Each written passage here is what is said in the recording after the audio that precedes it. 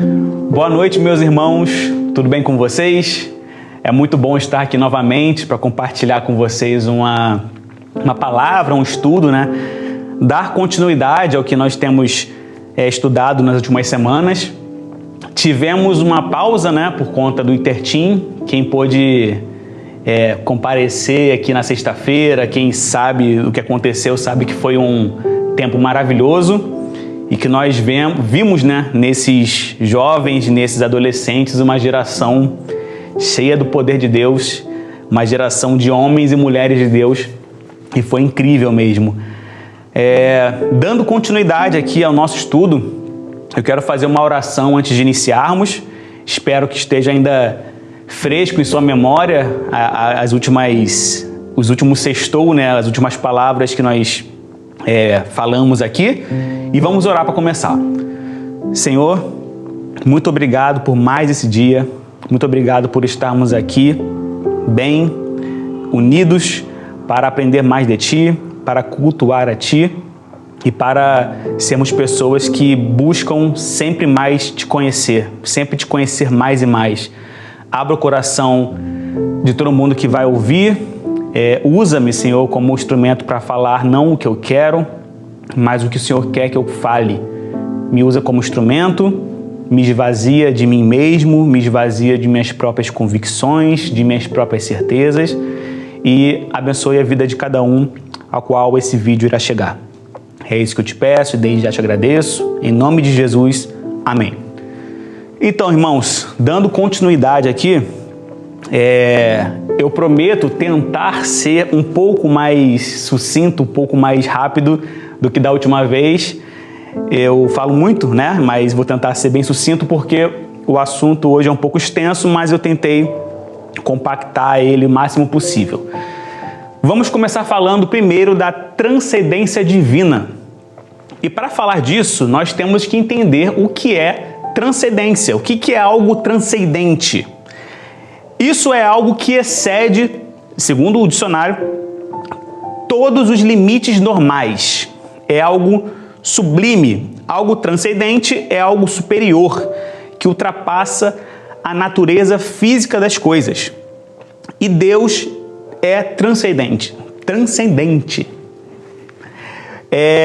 Quando falamos que Deus é transcendente, significa que Ele é exaltado muito acima de todo o universo que Ele mesmo criou. Ele é maior e ilimitado acima de tudo aquilo que nossos olhos limitados conseguem enxergar. Ele é acima de tudo que o pensamento humano consegue chegar, né? Consegue imaginar. E imaginar algo nesse nível é muito difícil, tá? É muito difícil. Por quê? Justamente porque nós somos limitados.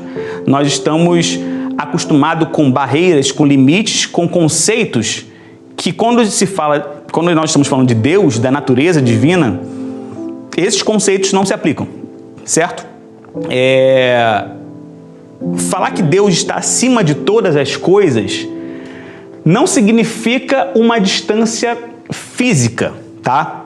Mas sim uma qualidade de Deus e uma qualidade não visível. A gente não consegue falar que Deus está acima do universo, por exemplo. A gente não consegue visivelmente e nem deve pensar que um dia vamos conseguir ver Deus literalmente acima do universo, né? Terra, universo e Deus.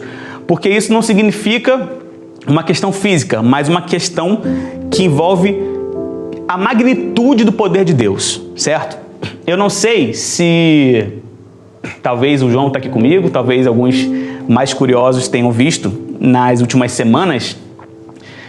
A NASA divulgou umas imagens maravilhosas, né, do satélite James Webb, que é um novo satélite que demorou anos para ser construído, foi construído no espaço, em partes, bilhões e bilhões de investimento. E a NASA divulgou umas imagens que esse satélite, né, esse telescópio gigante, vamos dizer assim, conseguiu captar. E, meu irmão, se você não viu, veja. Bota James Webb fotos no Google. Porque são as fotos, né, tem uma foto lá que é da nebulosa Carina. Joga nebulosa Carina no Google. Isso é importante, meu irmão. Estou falando aqui no meio do estudo, mas é importante porque você vê uma imagem maravilhosa. Não sei se na edição tem como colocar depois, a nebulosa Carina. É esse nome, João? Acho que é. Eu não tenho certeza. Eu acho que é. E quando eu vi aquilo, quando o mundo viu essa imagem da nebulosa Carina, uma das imagens mais lindas que eu já vi na minha vida, o mundo agora está impactado e feliz, né, por poder estudar um pouco mais o universo, né? A NASA pensa agora em estudar mais os efeitos da teoria do Big Bang, né, com base nessas imagens e com base no poder desse satélite, desse telescópio, vamos dizer assim. E eu, quando vi essa imagem, na minha pequenez, na minha insignificância, eu olhei aquilo, corri até a cozinha, a minha esposa estava na cozinha, eu falei, cara, olha o que Deus fez. Olha isso aqui, olha o que Deus, o Deus que a gente serve fez. Aí ela olhou assim e falou, cara, isso aqui é lindo. Eu falei, nossa, Deus fez isso. Porque é uma coisa tão grandiosa, né, que os nossos olhos conseguem enxergar por foto, né? Mas que Deus é muito maior do que isso tudo. Deus é maior não porque Ele fez isso, mas Ele é maior por quem Ele é. Deus está acima de qualquer coisa que nós possamos imaginar. Pensa o seguinte, eu vou fazer uma ilustração aqui rápida. Pensa que um casal de turistas com um filho ou uma filha pequena estão na viagem dos sonhos, tá? E aí eles estão numas montanhas, numa floresta, e aí eles estão olhando aquele lugar que eles sempre sonharam em ver. Pensa num local que envolva a natureza que você sempre quis conhecer, um país, sei lá. E aí eles estão lá, felizes por estarem ali e contemplando a natureza, a bela natureza daquele local, algo que eles sempre sonharam, e do nada, a filha do casal se perde. Automaticamente, nada mais daquilo importa. Nada mais importa. As montanhas belíssimas, as árvores, o céu estrelado, enfim, qualquer coisa que envolva aquele belíssimo lugar que há uns minutos atrás era tudo que importava, né? Agora nada mais importa, porque a sua filha está perdida. E por que isso acontece? Porque é a qualidade do ser, no caso desse exemplo da criança, que traduz o valor a ela, certo? Ou seja, o que eu quero dizer com isso? Mesmo diante de todas as maravilhas que a gente vê Deus fazer, todas as maravilhas, naturais e sobrenaturais, mesmo diante disso tudo, nada do que Deus faz importa perto do que Ele é, né? Bastante cuidado em falar isso. Tudo que Deus faz é maravilhoso, mas tudo que a gente consegue ver que Ele faz, ainda assim, é muito menor do que Ele é. Ele é transcendente, Ele é acima de todas as coisas por quem Ele é e não pelo que Ele pode fazer.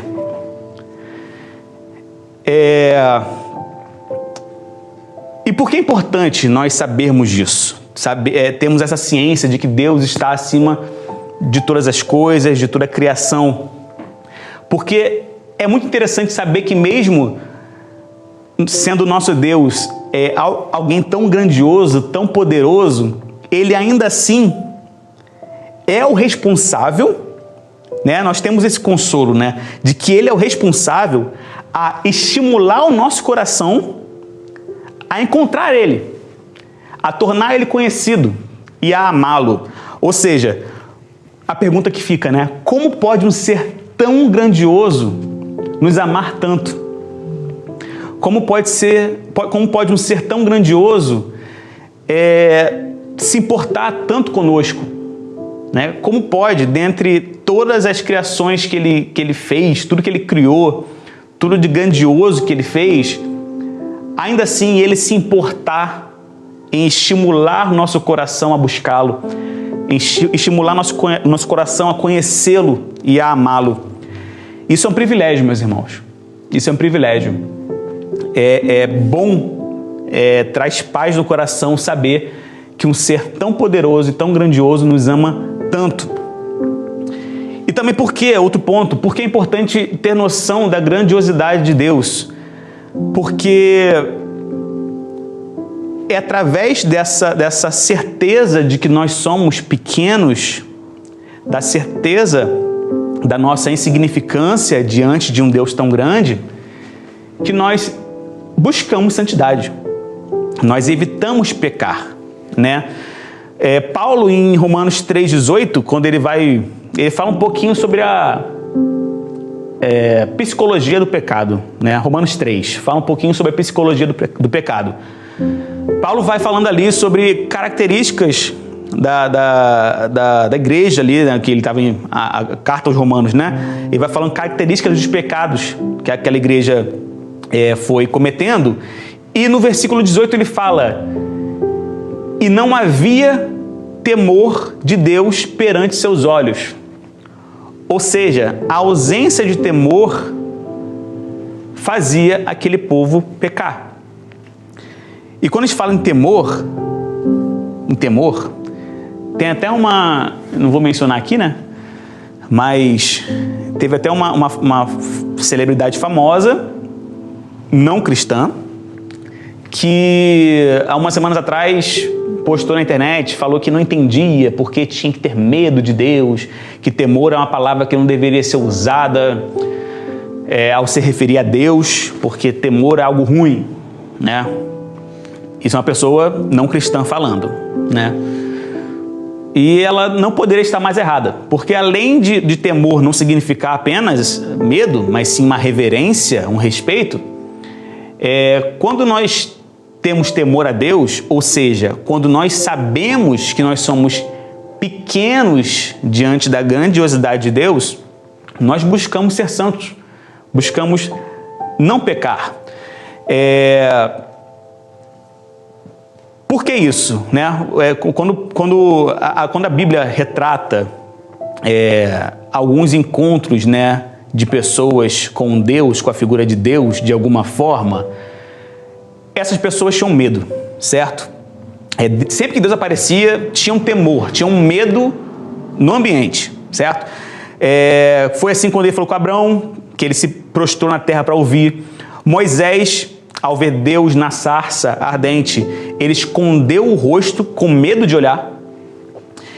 A visão também que Isaías teve de Deus, que fez ele exclamar: ai de mim, eu estou perdido, pois sou um homem de lábios impuros. Isso porque quando nós entendemos a grandiosidade de Deus, existe um medo, ainda que irracional, de nossa parte, porque, enfim, nós somos limitados, né? E quando estamos diante de um ser todo-poderoso e ilimitado, mesmo que de forma irracional, nós temos medo e respeito por esse ser todo-poderoso, que no caso é Deus. Então, entender que Ele está acima de todas as coisas é importante para a nossa vida prática. Quando entendemos que Deus é grandioso, nós conseguimos nos esvaziar de nós mesmos. Nós recolhemos a nossa pequenez, né, e passamos não a viver como nós queremos, mas a perguntar sempre: Senhor, o que o Senhor quer que eu faça? O Senhor é maior que eu. O Senhor é muito maior do que eu. O que o Senhor quer que eu faça? Nós entendemos a nossa posição de seres pequenos diante de um Deus todo-poderoso. O segundo ponto sobre o nosso estudo, que eu quero dizer hoje, é sobre a onipresença de Deus. A onipresença, né? Onipresente significa presente em todos os lugares, certo? E é interessante falar sobre isso, porque a questão da onipresença de Deus, ao meu ver, você pode discordar, né? Mas se você concorda, escreve aí. Ao meu ver, é uma das coisas mais claras das Escrituras, certo? O fato de Deus estar presente em todos os lugares é algo que a Bíblia retrata o tempo todo, né? De forma que seria ir contra isso, né? Ir contra a onipresença de Deus, teria que exigir de nós um esforço muito maior do que acreditar nisso. Se você quiser pegar as partes da Bíblia que falam, né, que deixam clara a onipresença de Deus, que Deus está em todos os lugares, e você querer refutar isso, vai causar de você um esforço muito grande, porque isso é muito claro na Bíblia, é uma das coisas mais claras. Não há lugar na terra, debaixo da terra ou acima da terra, que o homem possa se esconder dos olhos de Deus. Nós, apesar da grandiosidade de Deus que eu mencionei no tópico anterior, nós não temos um Deus distante. É por isso que eu falei no primeiro ponto que a grandiosidade dele, a transcendência dele não era física, certo? Era sobre a magnitude dele, o poder dele. Porque Deus está presente em todos os lugares. Apesar de toda a sua grandiosidade, todo o seu poder, Ele está do nosso lado o tempo todo. Nós não conseguimos nos esconder de Deus. Nós nos escondemos de amigos, de familiares, mas de Deus nós não conseguimos. E Ele está próximo de nós o tempo todo, né? Mesmo quando nós não estamos bem, mesmo se um dia a gente não quiser, não quero ficar perto de Deus, meu irmão, aí não tem como, né? Não tem como você fugir dessa presença. E também, por mais que às vezes a gente duvide disso. E aqui, quando eu estava lendo esse estudo, elaborando esse estudo, né, para falar com vocês, todas as vezes que eu lia isso aqui, lembrando que nós estamos no tópico da onipresença de Deus, e o próximo tópico é sobre a fidelidade de Deus, sempre que eu estava lendo, eu vinha à minha mente o mesmo exemplo para dar para vocês, certo? Por quê? É um exemplo que reforça o fato de que Deus está presente, Deus está perto de nós o tempo todo, Deus está em todos os lugares, e isso, meus irmãos, isso não é uma esperança, tá? A gente não espera que Deus esteja aqui, isso é uma certeza. O fato de termos um Deus poderoso e onipresente não é uma esperança. Nós não esperamos, não temos esperança de que Deus está aqui. Deus está aqui e ponto final. Isso é uma certeza. E quando eu estava fazendo esse estudo, me veio um exemplo para dar, e eu prometo não entrar em todos os detalhes para não estender muito, e porque também esse estudo de hoje não é sobre mim, mas eu achei interessante falar isso porque senti de Deus, e porque se eu sentir de Deus, isso vai ser útil para alguém. Pode não ser você agora que está online, mas para alguma pessoa vai ser. Alguns amigos sabem, e a família sabe também, e aqui eu já peço desculpas para alguns amigos que vão ver esse vídeo e para alguns familiares também, porque tem coisas que a gente nunca está preparado para falar, e tem coisas que a gente fala mesmo não estando preparado, porque Deus manda. E no caso aqui eu estou nessa segunda opção. Mesmo não preparado, eu vou falar o que eu senti de Deus, para dar o exemplo da onipresença dele e de que a onipresença dele não é uma esperança, mas sim uma certeza. No final do ano passado, final de 2021, acho que o João, que está aqui por sinal, não sabe, Alguns amigos sabem só metade da história. Final de 2021, minha esposa engravidou. E isso aí foi uma felicidade absurda pra gente, sabe? E me desculpa aí, meu irmão, se eu, né? Porque era um sonho nosso, é um sonho nosso, certo? Nós contamos para alguns amigos aqui da igreja, para alguns familiares, e infelizmente para nós, e felizmente para nosso filho, Deus recolheu o nosso filho no dia 20 de dezembro, que foi no aniversário da minha esposa. Todos vocês conhecem, imagino, né? Quando foi no aniversário dela, no dia 20 de dezembro, nós tivemos essa perda. Não vou falar a palavra aqui, né? Porque o YouTube tem algumas regras um pouco complicadas. Mas vocês entenderam, né? Perdemos naturalmente. E foi um choque muito grande pra gente. Não só pra gente, como para os nossos amigos também, que sofreram com a gente. E aonde eu quero chegar? Eu quero chegar na parte 2. Eu não vou falar detalhes sobre isso. Se um dia vocês quiserem conversar, saber, eu falo. Mas a questão é, após esse sofrimento, e essa parte que a maioria dos amigos não sabem, após esse sofrimento, isso foi em 20 de dezembro, um mês depois, nós engravidamos de novo. Minha esposa engravidou de novo.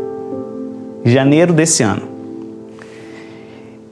E nós estávamos isolados, né, pela perda, nosso primeiro filho. E quando veio o segundo, né, veio a segunda gravidez, eu acertando o fone aqui de retorno, que não está aqui na minha orelha. Em janeiro, quando nós descobrimos a gravidez, nós falamos, agora vai, né? Tem um termo que a internet usa, que na internet não, né? As mães usam e tal, chamado bebê arco-íris, que é quando é um bebê que vem depois de uma perda, né? Depois da perda de um. E a gente falou, é nosso bebê arco-íris. Deus veio e ouviu nosso choro e mandou ao nosso bebê arco-íris, nosso filho, nosso segundo filho, para nós cuidarmos agora e isso se curar dentro de nós. E só para voltar, quando houve a primeira perda, houve, né, o processo, né, o corpo da minha esposa tratou de curar aquilo, né? Não posso falar aqui por causa do YouTube, mas o corpo dela se tratou naturalmente. E nós engravidamos, ela engravidou em janeiro, e quando foi no final de março, nós perdemos novamente. E aí, meus irmãos, aí foi complicado. Porque, além do psicológico, da questão psicológica, foram praticamente 2 perdas em menos de 4 meses. Teve, dessa vez, na segunda vez, teve a questão física da Estela. Porque dessa vez a minha esposa, além do psicológico, fisicamente sofreu muito. Muito. Se eu for entrar em detalhes aqui, vai ser muito longo, mas, de novo, quem quiser conversar, depois saber, eu não me importo em falar. O ponto que eu quero chegar ela passou mais de uma semana em sofrimento físico muito grande, porque dessa vez o corpo não se curou sozinho.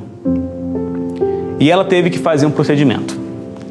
Mais uma coisa para pesar enfim, em tudo.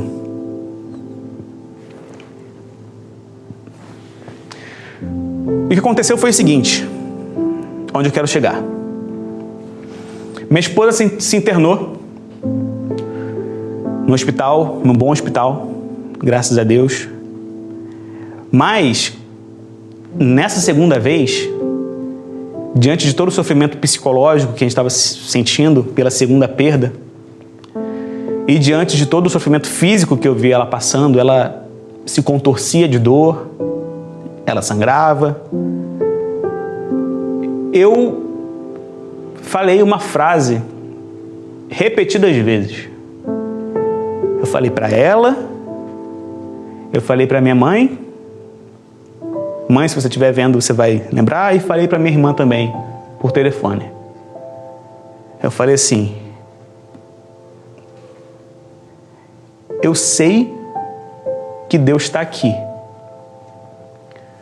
mas não parece.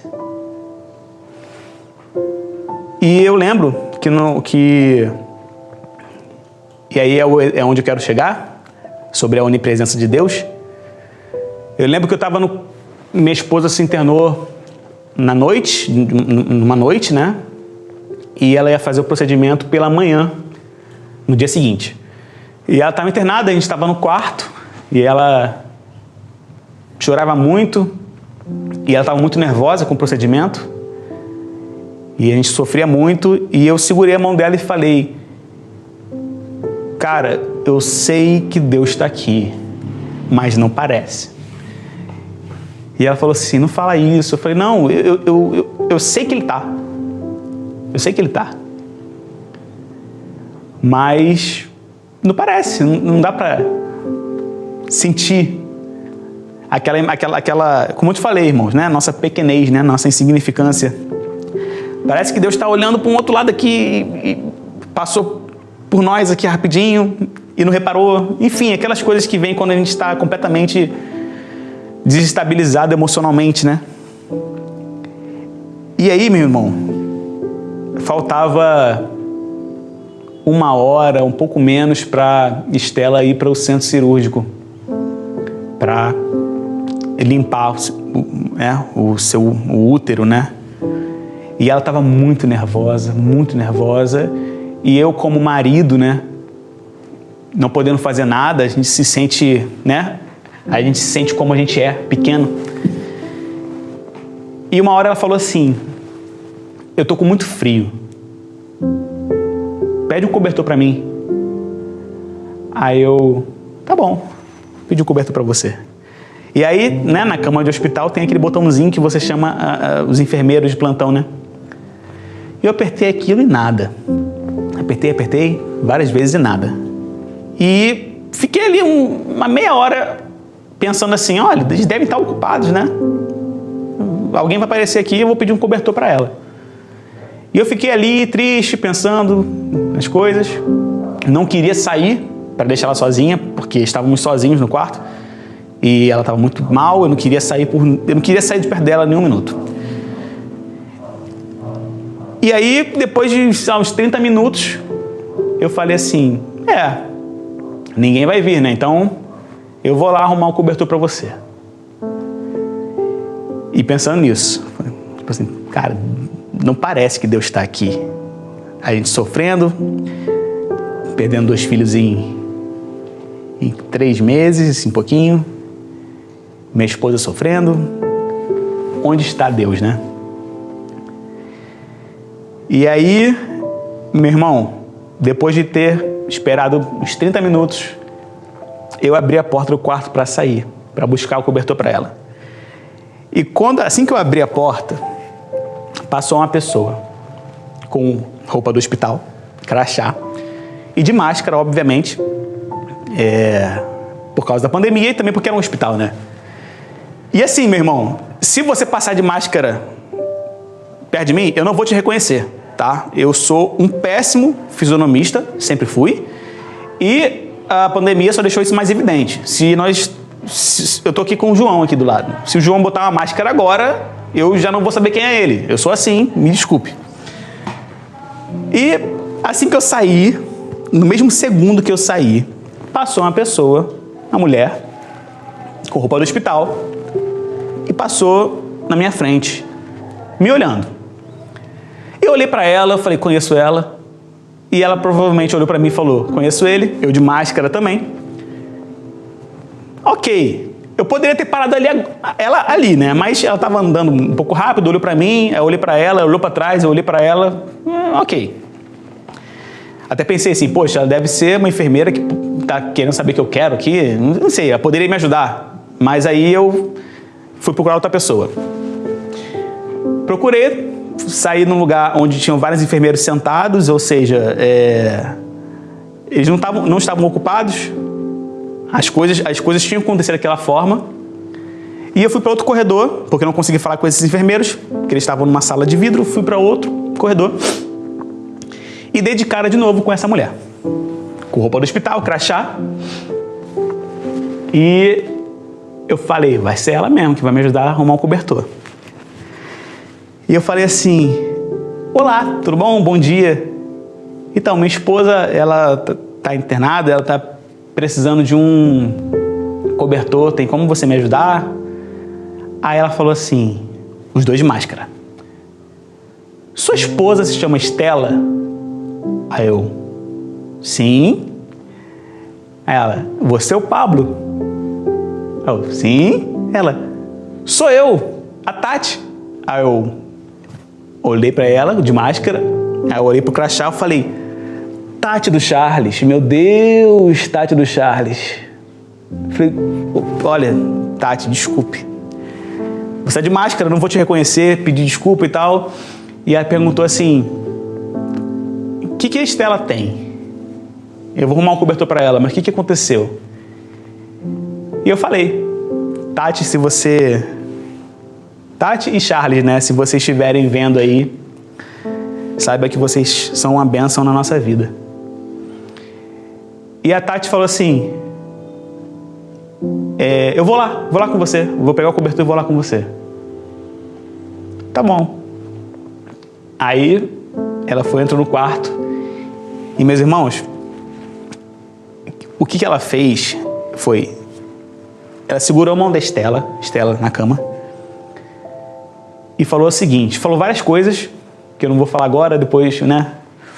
Mas ela falou assim, olha, eu não trabalho nesse setor, eu não deveria estar passando nesse corredor agora, porque eu trabalho em outro local, do outro lado do hospital. Eu vim aqui resolver um problema, uma questão aqui, eu não deveria estar aqui, mas isso aconteceu porque Deus me mandou aqui dizer que Ele está aqui. Ela falou, Deus está aqui.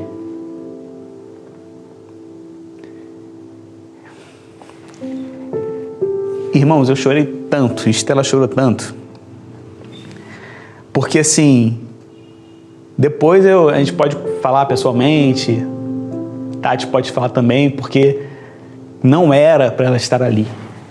E não era para eu ter demorado, né? Eu normalmente não demoraria meia hora para arrumar um cobertor. Eu fiquei ali porque eu estava depressivo, sei lá.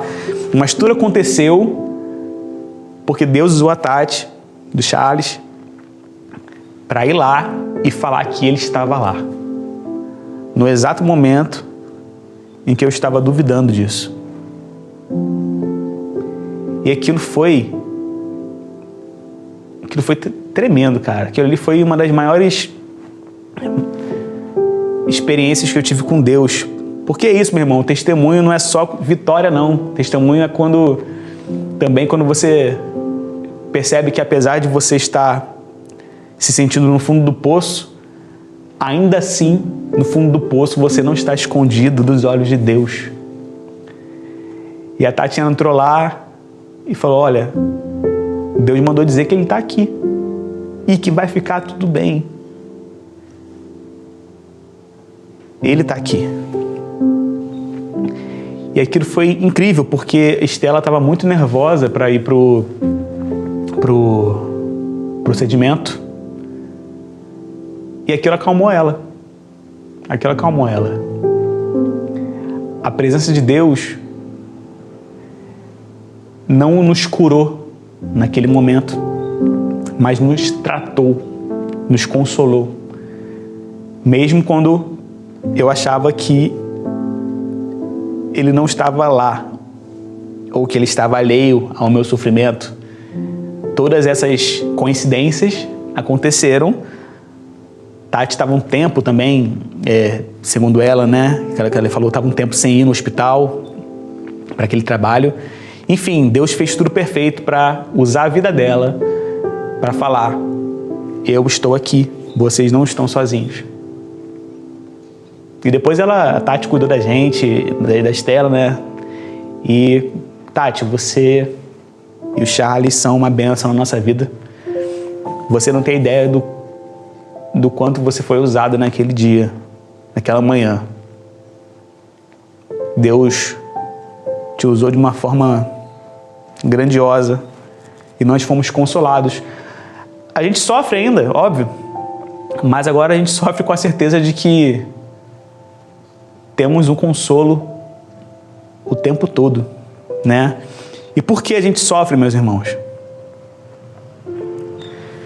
Porque um bebê, por exemplo, quando está no colo da mãe, ele está num lugar fisicamente mais seguro para ele. Está sendo amamentado, está sendo cuidado. Se qualquer mal físico, né, tentar contra aquela criança, a mãe vai proteger, o pai vai proteger. Ele está no colo da mãe, mas ainda assim ele chora.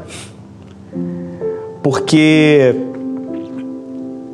apesar do fato, né, de Deus estar conosco o tempo todo, ser motivo para estarmos alegres, Deus está aqui. Isso é motivo para se alegrar, sim, mas ainda vamos sofrer. Jesus chorou. Paulo sofreu muito. Os heróis da fé sofreram muito. Então, nós vamos sofrer, mas sabemos que apesar do sofrimento, nós temos um Pai ao nosso lado. A certeza de que não estamos sós. E é essa certeza de que nós não estamos sós que Deus confirmou através da vida da Tati, é o que nos mantém de pé. É o que me mantém de pé até hoje. O que mantém a Estela de pé até hoje, apesar do sofrimento. Isso acalma a nossa vida. O fato de Deus ser um Deus onipresente, Ele traz paz para a nossa alma. Porque Deus está aqui. O terceiro ponto que eu quero falar é sobre a fidelidade de Deus, né? E isso é muito interessante, porque apesar de nós estarmos falando aqui de vários atributos de Deus, temos que entender que todos esses atributos são uma coisa só. São uma coisa só. São conceitos que nós utilizamos dentro de nossas limitações para descrever um ser ilimitado, certo? Dentro da nossa mente finita, precisamos de conceitos para descrever um Deus infinito. Mas, apesar de estarmos falando de várias coisas separadamente, nós temos que enxergar Deus como todas essas coisas, o tempo todo, ao mesmo tempo. Deus, Ele é muito mais do que nós podemos descrever, né? Ele é tudo que nós falamos aqui de forma infinita. Ou seja, se Deus tem poder, o poder dele é infinito. Então, Ele tem todo o poder. Se Deus tem conhecimento e Ele é infinito, então Ele tem todo o conhecimento. Se Ele é imutável, significa que Ele nunca vai mudar nada disso. Isso significa que se Ele é fiel o tempo todo. Ele é fiel para sempre e isso não muda. Todos os atributos de Deus, na verdade, eu vou falar o contrário. Todos os atos de Deus, tudo que Deus faz, são coisas coerentes com seus atributos. Onde eu quero chegar com isso? eu quero chegar no fato de que se Deus é fiel o tempo todo, Ele é fiel mesmo quando nós somos infiéis, e Ele é fiel mesmo que alguns atos dele sejam para nós, no momento, incompreensíveis. Tudo que Deus faz está de acordo com o que Ele é. Ele não deixa de ser uma coisa para ser outra, no momento algum. E outra coisa também importante, Ele não é mais alguma coisa menos outra em alguns momentos. Ele é tudo que nós falamos e mais, né? O tempo todo e a todo momento. Ele não é um ser humano que, através de suas emoções, suas decepções, suas preferências, vai nivelando o seu nível de moral, né? Vai flexibilizando a sua moralidade. Que nós, seres humanos, nós somos assim, certo? Por exemplo, a Bíblia fala que Deus é amor. E Deus é amor, certo? E por sinal, o fato de Deus ser amor, né? Esse atributo, né, de um Deus amoroso é o mais utilizado pelo mundo hoje em dia, certo? Porque para o mundo nada mais importa. Deus não é mais nada, Deus é só amor. Mas esquecem que, na mesma medida que Deus é amor, que é uma medida infinita, Deus é infinitamente justo. Deus é infinitamente bondoso, infinitamente misericordioso, infinitamente justo. Ele não deixa de ser justo só porque Ele é amor, né? Quando a gente pega um dos atributos de Deus e torna ele mais conhecido, mais importante, mais relevante na nossa mente do que outros, nós abrimos portas para muitas heresias, certo? Por quê? O maior exemplo hoje é o amor, né? Se Deus é amor, Deus não pode agir de tal forma com o pecador. Deus pode, meu irmão. Deus pode, porque a manifestação de justiça de Deus também é a manifestação de seu amor. Porque Deus é ambos ao mesmo tempo, certo? Quando nós tentamos usar um atributo de Deus, um deles, para eliminar qualquer outro, isso é pecado. Por quê? Porque nós estamos limitando Deus através da nossa própria regra moral. Que, por sinal, né, estamos limitando ele muito por baixo. Porque a partir do momento que a gente considera Deus não pode fazer isso porque Deus é amor, Deus não é assim porque Deus é amor, nós estamos limitando Ele de acordo com o nosso conceito de moralidade. Isso é pecado. Porque se nós, né, os povos antigamente queriam fazer deuses de acordo com a sua própria moral. Então iam lá, derretiam ouro e faziam um bezerro. Um Deus de acordo com a visão deles mesmos. Mas Deus não é medido pela nossa régua moral, graças a Ele. Deus é o que é. Então, quando nós falamos que Deus é fiel,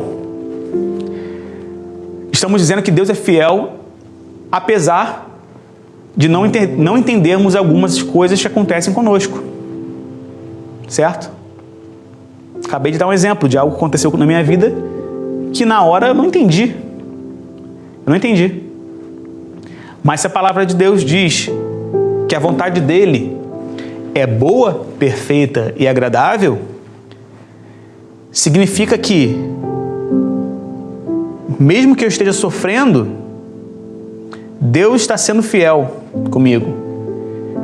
Mesmo que aquilo que aconteceu me faça sofrer, continua sendo algo bom, perfeito e agradável pelos olhos de Deus.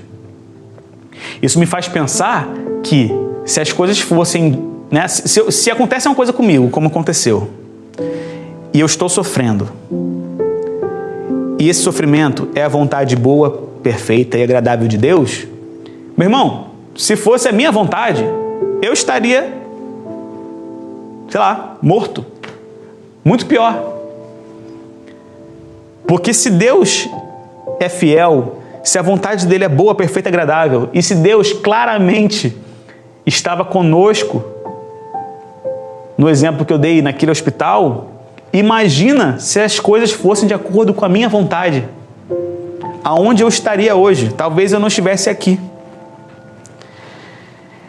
É através da fidelidade imutável de Deus que podemos crer que as suas promessas serão cumpridas, que a sua aliança conosco permanece. É através da fidelidade imutável de Deus que nós temos certeza de que o nosso lugar não é nessa terra, que nós estamos aqui como peregrinos, que as promessas feitas sobre a vida após a nossa morte, sobre a volta de Cristo, vão se cumprir. Porque Deus, em momento algum, deixa de ser fiel. A fidelidade de Deus, ela nunca vai falhar. É sobre essa fidelidade imutável que nós podemos descansar e acreditar que todo sofrimento, toda incerteza, toda angústia que a gente passa nesse mundo, por piores que sejam, elas vão passar. Porque entender que temos um Deus fiel é entender que a nossa vida não se resume ao agora. Nossa vida aqui é só o início. É só o início. É ter certeza de que a aliança que Deus fez conosco, através da morte de Jesus, através das promessas que nós temos na Bíblia, através de tudo que é descrito no livro de Apocalipse, é através dessa fidelidade que nós acreditamos que o sofrimento que nós passamos aqui não se compara com o que há de vir, com as felicidades do que há de vir, com as felicidades da vida com Deus. E é por isso que nós glorificamos a Ele, porque Ele é fiel, apesar de nós não sermos, apesar de nossas falhas. Não é à toa que nós cantamos muito, né, sobre a fidelidade de Deus. O tempo todo nós cantamos, porque Deus é imutável, meu irmão. Deus é imutável. É através dessa fidelidade, voltando no exemplo que eu dei, que, por exemplo, eu acredito, e se alguém me perguntar, você tem filhos? Tenho 2. Estão com Deus. Estão com Deus. Por quê? É através dessa fidelidade que eu acredito, né, no que está escrito no Salmo 139, versículo 13. Tu criaste o íntimo do meu ser e me fizeste no ventre da minha mãe. Eu te louvo porque me fizeste de modo especial e admirável. Tuas obras são maravilhosas. Digo isso com convicção. Versículo 15. Meus ossos não estavam escondidos de ti, quando em secreto fui formado e entretecido como nas profundezas da terra. Versículo 16. Os teus olhos viram o meu embrião. Todos os dias determinados para mim foram escritos no teu livro, antes de qualquer deles existir. É através da fidelidade de Deus, meu irmão, que eu acredito nisso aqui. É através da fidelidade dele que eu acredito no que está escrito. E não importa o mundo, a ciência ou qualquer outra pessoa tentar me convencer. Ah não, fica tranquilo. Era só o embrião. Meu irmão, Deus nos conhece e conheceu meus filhos antes deles serem formados. Os teus olhos, versículo 16, os teus olhos viram meu embrião. Então, muito antes, meu irmão, de eu ouvir o coração do meu filho, Deus já tinha escutado já, Deus já conhecia. E através dessa fidelidade que eu falo, olha, meus filhos estão com Deus, sou pai de 2 crianças que estão hoje melhor do que eu, que estão com Deus, e um dia eu vou encontrá-los. Por quê? Porque Deus é fiel, meu irmão. É esse o Deus que a gente serve. Né? Muito se discute aí agora. Até 14 semanas não é vida. Meu irmão, antes de ser vida, já era vida. Antes de imaginarmos, Deus já nos conhecia. Antes de termos noção de quem a gente era, antes de nossos pais saberem, Deus já tinha escrito os nossos dias. E é através dessa fidelidade que nós passamos por esse mundo de felicidades, de tristezas, de lutas, mas com a certeza de que temos um Deus transcendente, acima de todas as coisas, um Deus onipresente e um Deus fiel. Esse é o estudo que eu tinha para trazer para você hoje. Me perdoe, não sei quanto tempo foi, mas perdoe se eu me estendi demais. E se o que eu falei aqui tocar pelo menos uma pessoa que está assistindo, se ajudar você, meu irmão, se você estiver passando por uma situação que, cara, você não sente, você sabe que Deus está ali, mas você não consegue escutá-lo, você não consegue senti-lo, fala isso para Ele, ora, tenha certeza da fidelidade, da grandiosidade e da onipresença do Deus que a gente serve. Esse é o Deus que a gente serve, o Deus que faz nós passarmos por essa vida, passarmos por problemas com a certeza de que o ser mais poderoso, grandioso, amoroso e fiel deste mundo está ao nosso lado. Muito obrigado, meu irmão. Fique com Deus e qualquer coisa, se do que eu falei aqui você quiser conversar comigo, saber mais alguma coisa, enfim, estou à disposição. Muito obrigado.